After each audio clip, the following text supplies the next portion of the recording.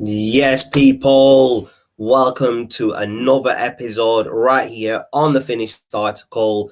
And today, as the title says, this is all things football. We're going to just run down the games from this week, talk about the main points, talk about the results for game week 12. When I say we, I mean me and this guy who's about to jump on. I'm not talking about some imaginary friend. My boy Shaz is back. Yes, bro. Simon, bro, you good? Yeah, good, bro. Good yourself.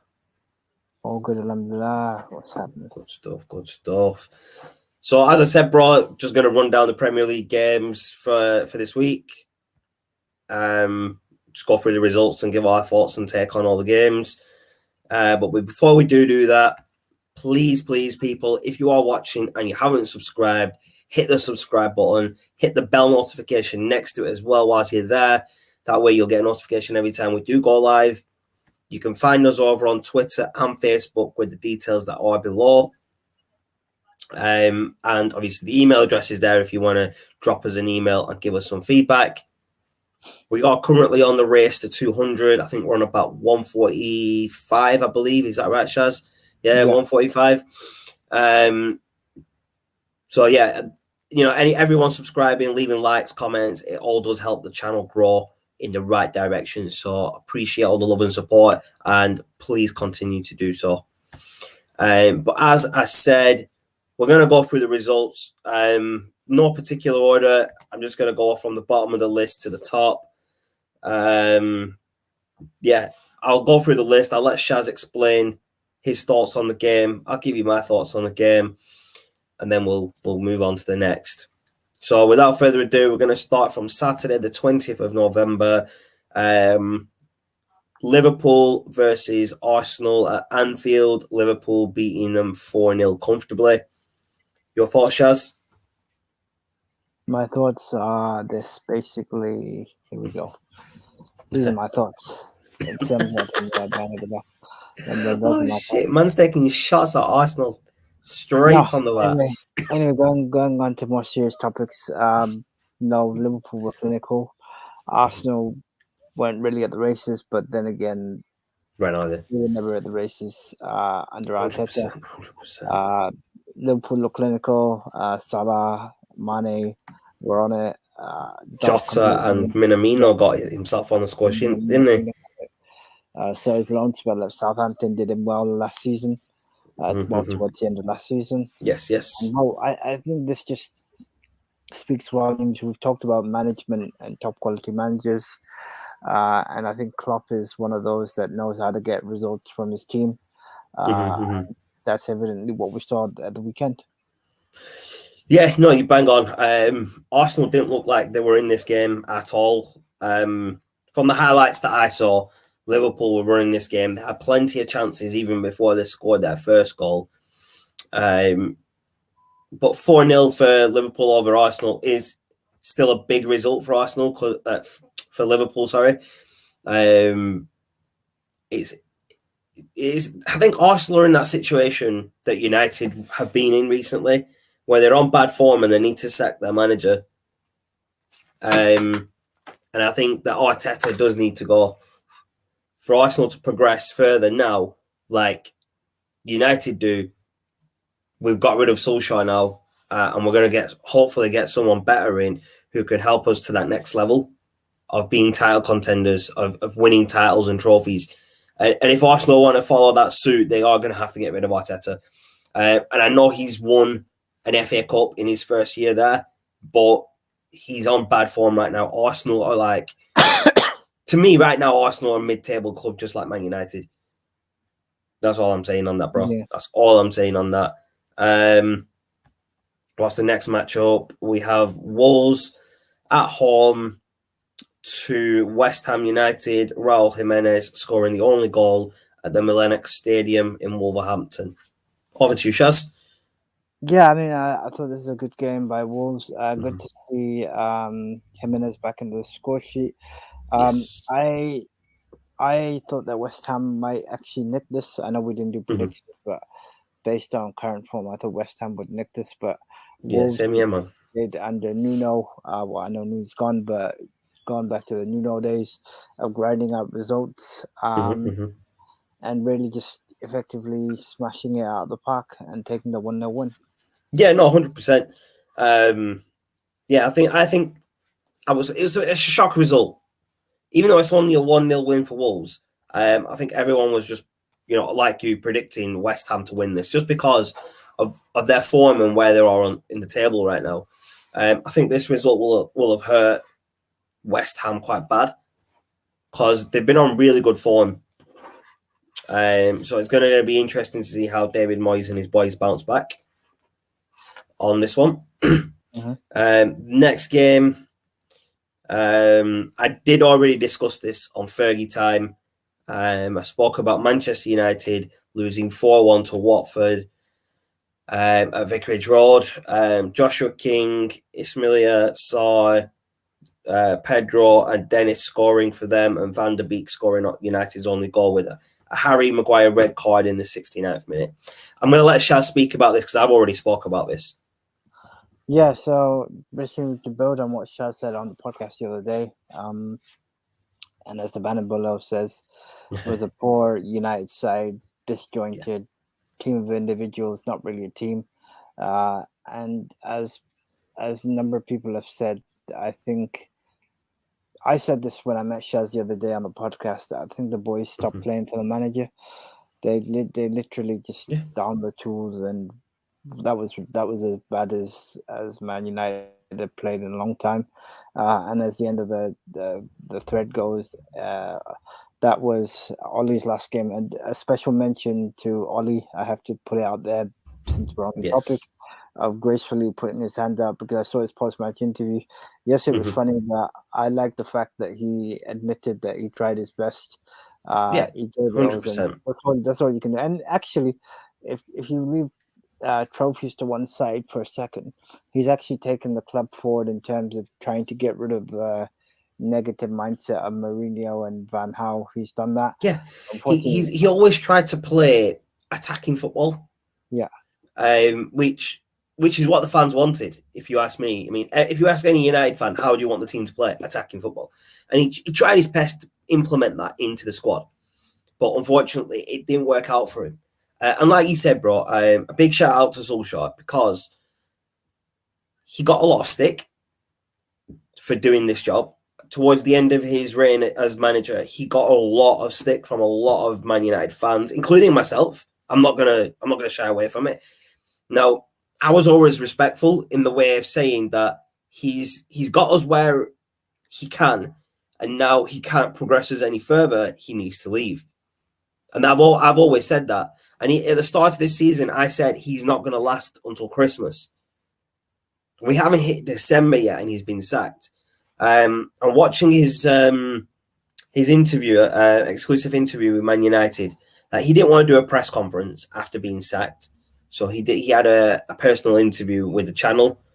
And you could tell he was fairly gutted in being released. But he said, he actually said, I put my hands up, I tried my best. I got the club to where I can get it. And basically, you can't take it any further. And as it says just there, I was just literally about to click this, Shaz. You beat me to the punch there, bro. It's not Solskjaer. Solskjaer wasn't the main problem. He was part of the problem, but the owners of the club are the biggest problem at the club. You know what? I know Ed Woodward's leaving, so let's hope the Glaciers follow suit and sell the club and piss off. They've actually made it worse for themselves, because what they did is they've done what they should have done, and I'll let you elaborate on this in a second, because I think you'll find this interesting. So we knew Ollie was going to struggle because he didn't have the tactical. Now, it's fair enough. I will say that one day he will become a great manager because he's learned the hard way. 100%. Well, one thing I will say is the Glazers literally shit their pants. You know why? Because they sacked Ollie, which means everyone's on their ass, because that's who the problem is. Yeah. Now, go on. The problem we've got here is, sorry, before I jump in, Shaz. Now what they've done is we've got a caretaker manager in Carrick who won against Villarreal, which we'll cover separately. You're now going to get an interim manager before you get a permanent manager. Are we that deluded that we don't know who our number one choice is? It's that No, bad. I mean, United do know who their number one choice manager is right now. That their number one target is Pochettino from PSG. Now, from my understanding, from what I've been reading online today, Shaz, Poch is very happy at PSG, and he's not willing to come out of his contract with PSG to come to United mid-season, basically. So we might have to wait till the summer, let the season finish, and then get Poch. So let's say from Christmas onwards, we're going to need a manager. We can't just continue with Carrick, because let's be honest, bro. If we continue with Carrick and we have a good form, people are going to say, "Oh, Carrick should be permanent manager," and they're going to chuck contracts at him left, right, and centre like they did with Solskjaer. That's the way I see that going. Like, yeah, we didn't play overly well today against Villarreal, and I know this is the Premier League, but I'm just talking about United as a team in general. We didn't play amazing against Villarreal, and that's the truth. Defensively, we were quite solid. De Gea made some great saves, and obviously Mr. Champions League had to score in it. Ronaldo scored, and I'm really happy for Sancho scoring his first Man United goal. I know it's an away goal, but he scored his first goal at Hope. That is the first of many. You know what? I don't know if you saw the post-match interview with, well, not interview, but pundit from Paul Scholes, and he summed it up perfectly. He basically goes on to say, and I'll read his quote. Is this for Villarreal game? Yeah. All He right, basically said, I'd almost be embarrassed to be on the staff right now. They should have all gone, sacked, or off their own back. They've let the players down, the club down just as much as 100%. I feel guilty. He's still working at the. So what he's basically saying is, and somebody said, this, I get what he's saying, right? And you mentioned this on the podcast that we did on Sunday. Yeah, that they should have gone with Solskjaer, but then you've got no one to manage the team. A manager is going to say, right, I want to bring my own staff in. I'm going to bring X, Y, and Z, but X, Y, and Z, A, B, and C need to leave. And that will happen. But it's not going to happen overnight, is it? I mean, we haven't got a new manager. So if we get rid of Carrick, we get rid of Phelan and McKenna, who's going to step up and manage the squad for games? I'm not saying this to you. I'm just saying it in general to that comment. But let's get back to the topic, bro. What were your thoughts on United and Watford, bro? We strayed off topic there for a little bit, but let's back. Give your thoughts on this game. Watford thrashing Man United. I think if you have to blunt, it was a shit performance. It was just an off day, but can't call it an off day because they didn't even turn up to the office. That's how bad it was. They were still stuck on the train. Definitely. I was embarrassed watching that, and generally, I mean, Van der Beek had probably his best performance. Yeah, Van der Beek on that day. He had his best performance, but the game against Villarreal today, I think he played a lot better as well. No, I give him credit, and I knew he was always a quality player. And I go back to the fact that I don't put the fault for blame at Ollie in terms of the fact of the matter is he was sticking to safe and tried and tested methods. Yeah. And any other manager would have been blunt, and this is down to inexperience. And I blame this at Glazers, because what they did is oh yes, we won 13 games in a row 3 years ago, or we're unbeaten, and all of a sudden give them a contract. I said, nah. Michel said this 3 years ago. It shouldn't have happened. Yeah, no, of course, man. I remember saying it when it happened. But it's kind of ironic, if you think about it, that Van der Beek scored Man United's last goal under Solskjaer.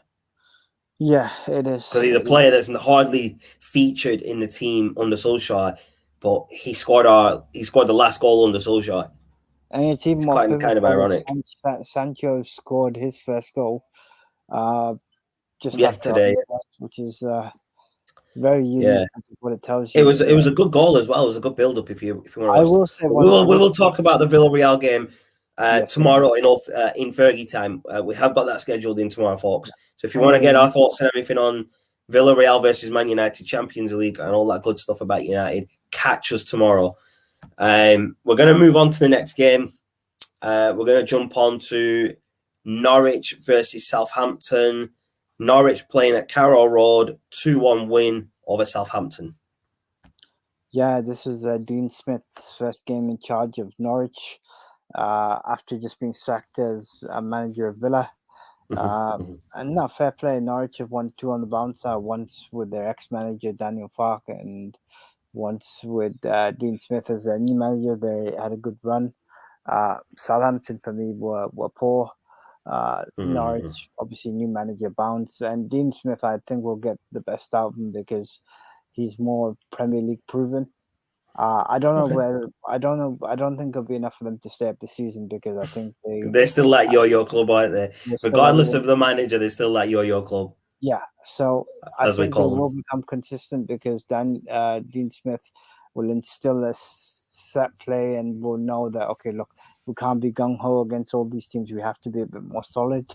But it'll be interesting to see how they get on. No, definitely. I thought Southampton would have taken this game comfortably. So it's a surprise result for me. Norwich winning. They did well though to win. As you said, it's the first match in charge for Dean Smith, and that probably helped with some momentum for the players. Got a new manager. We need to impress him, so they went out there and did their job. We'll move on to another game. This was the 6-goal thriller. Newcastle at St. James's Park against Brentford, 3-3 draw. Just before you get into it, Shaz, Jamal, is it Lascelles, scored for both teams. He scored an own goal and he scored the first goal for Newcastle. So, funny enough, he scored the first goal of the game and he scored Brentford's last goal. So it's 3-3. Yeah, I enjoyed this game. It was pretty much back and forth. Good result, if you ask me. And just interesting to see how they get. I mean, I thought for me it hurt Newcastle more than it did Brentford because Newcastle needed the win under Eddie Howe, who unfortunately wasn't in the stands due to COVID. But it seems to have a bounce back, positive mindset in terms of how they line it up. No, definitely. You know what? I thought Newcastle would have taken this comfortably, and for it to be a 3-3 draw, you're right. It's going to hit Newcastle harder than it's going to. I think Brentford would be happy with this point. And we said this at the start of the season. Brentford are flying in the Premier League right now. They're playing better than anyone ever expected them to do from the first game, and they're still grinding out points like a 3-3 draw here. Against Newcastle, so it's going to be interesting to see where Brentford do finish this season because I think they're going to finish between 16 and 10. They're going to finish somewhere in that bracket. That's where I feel they're going to finish. Yeah, no, go on, sorry. I think Brentford will stay up this season. It's obviously first season up for them. But I think just generally going forward, it should be a benchmark that most teams that come up from the championship need to strengthen up. Yeah, no, definitely, bro. Next, we've got Burnley taking on Crystal Palace at Turf Moor. And this was another 6-goal thriller, 3-3 at Turf Moor. It was 1 to Crystal Palace. It was 1-1. Then 2-1 to Burnley, 2-2. And then actually Crystal Palace went ahead just before half-time to 3-2. And Burnley scored the third goal at the 49th minute. So action-packed first half, second half only gave us 1 goal. Over to you, bro. Yeah, again, pretty much like the previous game we talked about. An all-out thriller. I think both teams just went gung-ho because they needed the win and made for entertaining football. I don't know whether you call it entertaining because it they didn't get the win, but from a neutral perspective, enjoyed that. And just good to see some all-round action football in the Premier League for a change. Yeah, no, definitely, bro, definitely. Just give me a sec. Yeah, I've just got your message there, Shaz. We'll talk about that once we've gone through all the games. Definitely, Yeah, we'll definitely cover that. Let's see. So the next game, we're going to move over to Villa Park. Aston Villa's first game with Steven Gerrard in charge as manager, and they won 2-0 against Brighton, but the goals did come very late, 84th and 89th minute from Ollie Watkins and Tyrone Mings. What are your thoughts on this, Shaz, with Stevie G's first game in charge? Yeah, we talked about this the other day on the podcast. Yes, we did. We did indeed. Stevie G, obviously new manager of Villa. As we said, managing in Scotland is different to the Premier League, so 100%. We won't jump to conclusions. But a decent win for him first game of the season. I mean, definitely. But like I said, bigger tests lie away. And I think one thing that will stand him in good stead, and I know it sounds bad, is that he's actually managed a decent side in Scotland. So he's developed some form of tactical nous. Whereas Ollie basically managed in Norway, and then Cardiff, he struggled. Arteta obviously was. But with Solskjaer, you forgot with Solskjaer, he was managing United's, I think, under-8. I think it was reserve squad. Whilst I think under Fergie, he was a manager for a while before he went to Mould. Yeah, but I think the thing that surprised me the most is it's just to see how he actually gets on. But like I said, I won't reserve judgment until. Yeah, no, I mean, you can't judge a manager based on one game, can you? So we're gonna have to give him a bit of a chance to see how well he's going to perform there. After that, we've got the last game of the day, which was Chelsea versus Leicester. Chelsea winning 3-0 away at the King Power Stadium. Rudiger, Kante, and Pulisic scoring. So I'm just going to be brief on this, Shaz. Chelsea did what they were expected to do. That's all I'm really going to say on it. Well, Chelsea did what they needed to do, and Leicester proved that. Unfortunately, whilst they are good, sometimes strength and depth against bigger sides, they will struggle. Brendan Rodgers tried his best, but unfortunately his best wasn't good enough. And this just highlights the need for senior managers. Tuchel has basically turned them into title contenders. And in all fairness, he hasn't really spent a lot of money doing that. It's just showing his tactical nous. But yeah, not much more to say on that. No, definitely. And as you put the banner there, Shaz, Chelsea look like title contenders. I've said this a couple of times. It's Chelsea's league to win now. It's Chelsea's league to lose, sorry. To me, they're favourites to win this. And if they don't win it, I'm going to be very surprised. Very surprised. They beat Leicester comfortably. So I'm going to be very surprised about that. We've got 2 more games to cover from Sunday. We'll jump straight onto it. Man City, Everton, 3-0 to Man City at the Etihad Stadium. Sterling, Rodri, and Bernardo Silva bagging the goals for Man City. What are your thoughts on this, Shaz? Well, I'll keep this brief. Man City did what they needed to do, and Pep always seems to get the results out of against these sides, and this is what United could learn. Oh, I hate saying this. United should learn a thing or two, because against sides like that, all disrespect intended, as we say on the finished article.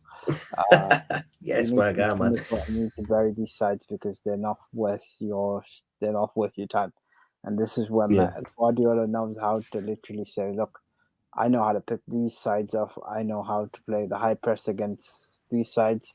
But yeah, nothing more. Everton were like never in contention. Man City ran away with it. Yeah, Man City ran away with it. Like I said, with the Chelsea game, they beat Everton comfortably. They did what they were expected of them. Chelsea are 3 points clear of Man City at the top of the league with 12 games played each. So maybe this weekend, Man United could do Man City a favour and beat Chelsea. You never know. It could happen, bro. It could happen. And I could do themselves a favour and beat Chelsea. They don't need to be Man City. Yeah, exactly, bro. Exactly. So what we'll do now, Shaz, we'll jump onto the last game of the season. Tottenham Hotspur at the Tottenham Hotspur Stadium. 2-1 win over Leeds.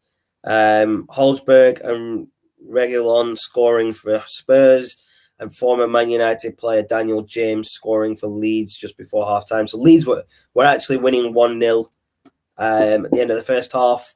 Tottenham scored both their goals in the second half and took the game away. Yeah. What are your thoughts on this result, bro? Were you expecting Spurs to win, or? Yeah, I kind of expected Spurs to win. Yeah. But I love seeing the Spurs Twitter reaction over Conte. Yeah, we got Conte. Like I said to you on Saturday when we linked, Sunday, when we went for dinner on the podcast, you can have Conte, you can have all the managers you want. Don't mean you're winning shit, son. So until you come back and fill that trophy cabinet that's non-existent right now, then come have a conversation with me. Until then, shut the fuck up. That's it. You're not wrong, bro. You're not wrong. I mean, the table's not looking that bad for like Man City, Chelsea at the top. Liverpool are only a point behind Man City. West Ham are 2 points behind Liverpool. Arsenal are actually fifth with 20 points. Wolves and Spurs are level on points at 19. United and Brighton are on level on points. United are 8th and Brighton are 9th. So United are struggling to climb that table right now. But hopefully we start climbing that table we've got a lot of fixtures coming over Christmas and New Year. So let's hope we can use the momentum from the Villarreal game, take it into the Premier League and start collecting some points. Because we grinded that result out today. But we'll talk about that tomorrow. We grinded that result out today. And that's what we failed to do under Solskjaer, is grind results out that we needed to do. But that is all the games covered. So what we're going to do, we're going to jump over to some football gossip and some news in football. Shaz sent me an interesting article here. Man United have contacted Ernesto Valverde over interim manager role. He's a former Barcelona manager. He's been contacted to be the interim manager before United hire a permanent manager. So if he does accept it, he'll take charge from whenever he accepts it to the end of the season, I'm guessing, which is where United want Poch. I'm not too sure if Poch really wants to come to United, because he said that he is happy at PSG and he will not be distracted by links to Man United. But it does say Valverde does fit the template for an experienced coach. Let's have a look what he won with Barca. So he guided him to a successful La Liga title and the 2018 Copa del Rey before being sacked in January 2020. He also won the Greek title on 3 occasions with Olympiacos, had successful spells in charge of Espanyol, Valencia, and Atletico Bilbao. He's managed 300 games across 2 spells for Atletico Bilbao. So he's got the experience, you know what I mean? I think he's the type of manager that we need right now in the interim period, obviously. What are your thoughts on him, Shaz? What do you reckon? Do you think he's a good fit for United, or? Well, I think in terms of interim manager, yeah, probably short term. I think it'll work.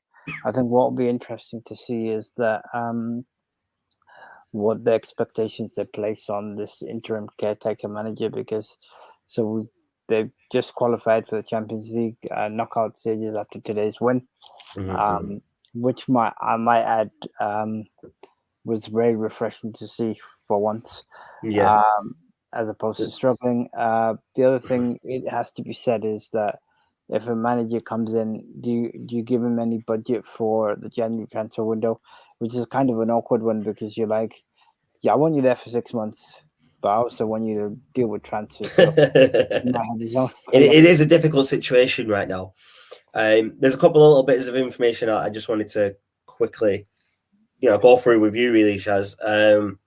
So this is just what I'm reading online. So PSG players believe manager Poch will leave PSG for Man United, and they expect Zidane to replace him.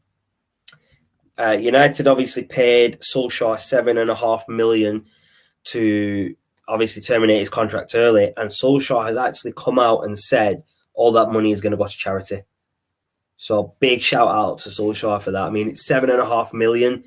It's a lot of money, and he's putting it all into charity. His heart's in the right place. His heart's in the right place. I like Solskjaer as a person, but as a manager, I don't think he was the right fit for United. I mean, if this doesn't tell you enough about the guy, then exactly, bro. Exactly. I don't know what else will, because literally the guy came out. You know what? It's funny. Everyone criticizes him. Well, most of them do. Yeah. He came to United when they needed him the most, because they needed someone to backfill for Mourinho. It wasn't his fault they went on a 13-game unbeaten run. It was the fact that it was that new manager bounce back. What was the Glazers' fault was. So the funny thing is, we're now back at the whole Pochettino situation, which was 3 years ago. So all of a sudden now we're like, okay, we want it now. Well, this is where it's 3 years too late. 3 years. Do you know what I mean? They should have signed him 3 years ago instead of giving Solskjaer the permanent deal. You bang on, Shaz. Yeah, that's exactly my thoughts on it. Now, the interesting thing is United will have to pay £8.4 million to PSG if they want Poch, because that's how much it's going to cost for him to come out of his contract early. When does his contract expire with PSG? Is it 2023? Yeah, he signed it, activated a 1 year extension. Right. So that's why it's 8. So it's about $8.5 million. So we've paid Solskjaer $7.5 million. We're going to have to pay $8.5 million to get Poch as our permanent manager. It's crazy. Now, from my understanding, PSG have actually contacted Zinedine Zidane, who is keen on taking over as manager there if Poch does decide to leave. There's another manager who's been rumoured or linked with United. Sevilla boss, Julian Lopetegui. I think that's how you pronounce it. Yeah. But he's actually branded those rumours as absurd. Now, there's one little bit of information that I want to say for you, Shaz, because I know you're not going to like this one. So Man United Executive Vice Chairman Ed Woodward is considering delaying his Old Trafford departure to help find Solskjaer's successor. Yeah, I saw that. He's due to leave at the end of this year. So, how do you feel about that, Shaz? Because I know you hate. I know you hate Ed Woodward, man. I saw that and I was like, I'd rather go take a piss than give a shit about that. Long story short, this is Glazers. Basically, they're basically just clueless. You sack him, you sack the guy that you needed to sack in the summer, but now you're telling the guy that is leaving, oh, we don't have enough. This is you need to stay until we find a manager, innit? It's crazy, innit? Yeah. No, I just wanted to get your thoughts on that, but we've got a comment here from Darren. No need to apologise, Darren. This is all things football. Like I said, we're at the point now where we're talking about everything to do with football. He's saying to you here, Shaz, it's not the Premier League, but that was very frustrating. Just got in from the CBS Arena. I'm guessing now this is to do with Sky Blues, so I'm going to leave it over to you, bro. Yeah, so he's referring to Coventry drawing with Birmingham when they're 10 men. Darren, my thoughts on this are really simple, because I mentioned it to Rich and a few others. So, as always, Coventry this season are punching above weight, because nobody's really expecting them to be competing to go in the Premier League. They've got one of the lowest budgets in the league. But what I will say, Darren, and this should bring some positivity, is that every result we grind out is a positive. Yes, we're currently sat in fourth on 32 points. Sometimes you just got to realize that oppositions are going to make it hard. But you know what they say, they move on to the next game, and we'll see what happens there. No, it's going to be interesting. I mean, if they're fourth, that's playoff place, isn't it? Yeah. So in fact, So in playoffs. just to touch upon what Darren said, Darren, your point is reminiscent of all Cov fans right now. So start of the season, we want to survive. We want to stay in the championship. We want mid-table. All of a sudden, we're now 19 games into the season and we're sitting in fourth. That shows how far the club has come in the last 4 years since Mark Robbins has taken charge. We're now getting pissed off that we couldn't beat Birmingham and our fourth, as opposed to a few years ago, we'd been like, yeah, this is awesome. What's Darren's next comment? The Birmingham sending was grievously body harm. Grievously body harm. Was it that bad? It was a funny one. Jeez. But yeah, no, I agree with that, Darren. But let's be honest, Darren. Birmingham were dirty. You can tell they're struggling because they were literally. We should have had a penalty in the first half. They literally tried to tear off Gyökeres's shirt, which I'm still surprised the referee didn't give a penalty for. Man, if they wanted the guy's shirt, they could have just waited till full time, innit? Exactly, innit? And just ask him for it instead of trying to rip it off. What a bunch of nutters, man. That's crazy, man. As always, we move. We're still fourth. We move. There's a couple of other bits that I think you'll be interested to hear, Shaz. Former Newcastle manager Steve Bruce is said to be very keen on the short-term managerial role at Manchester United. Oh, dear. Don't do this.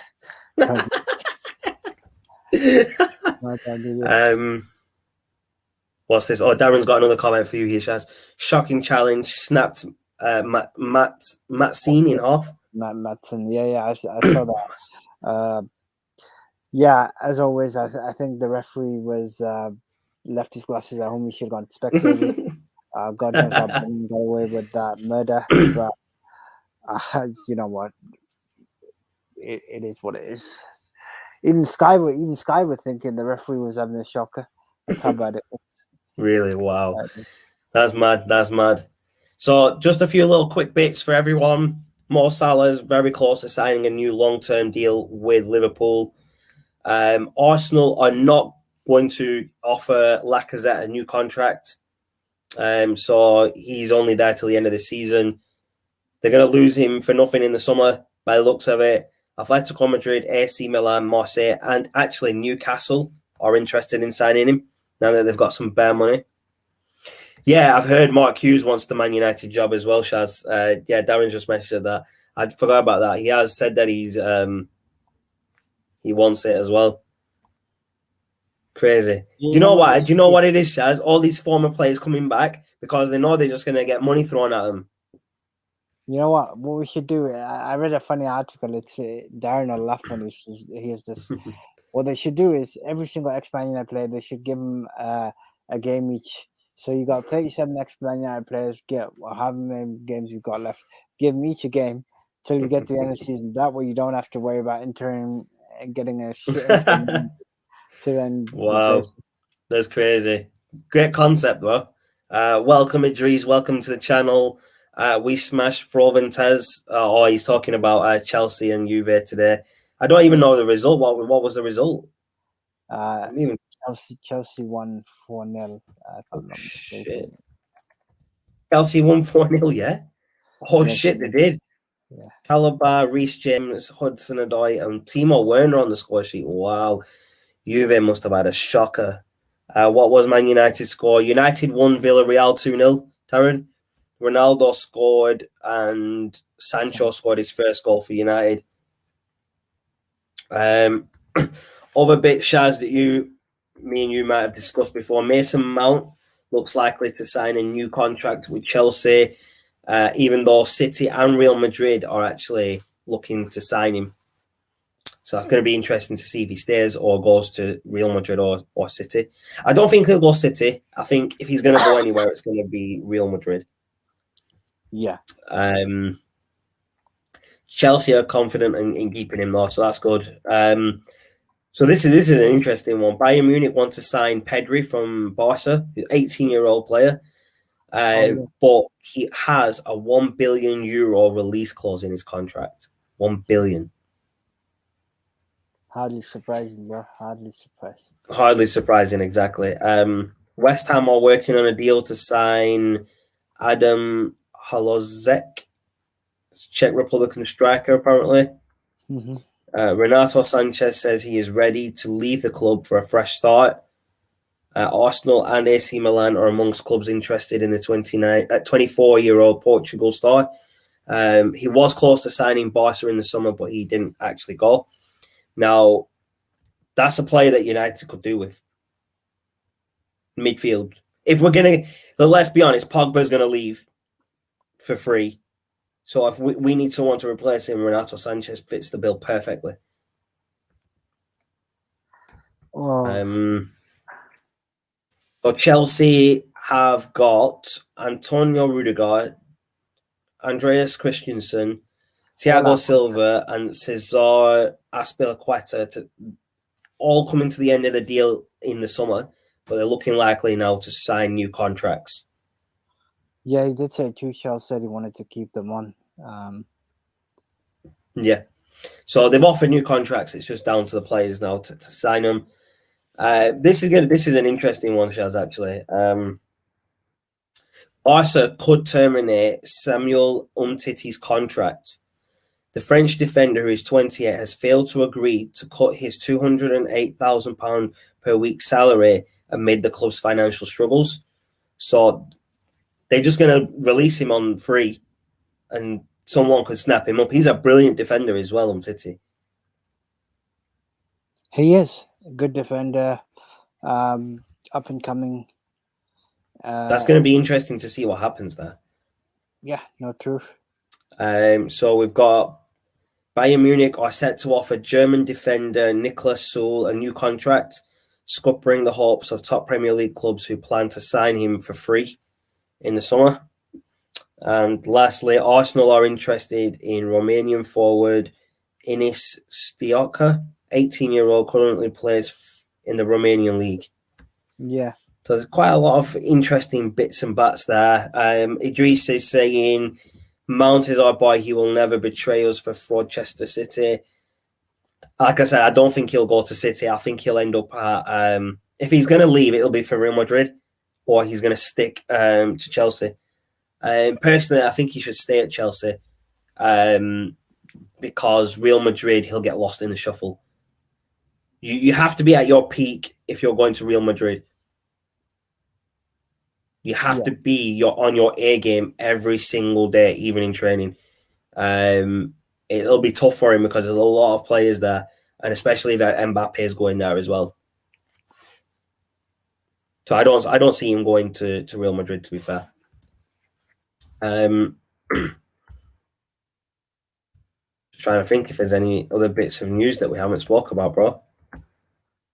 I can't think of anything off the top of my head. I can't. That's all I can think of right now.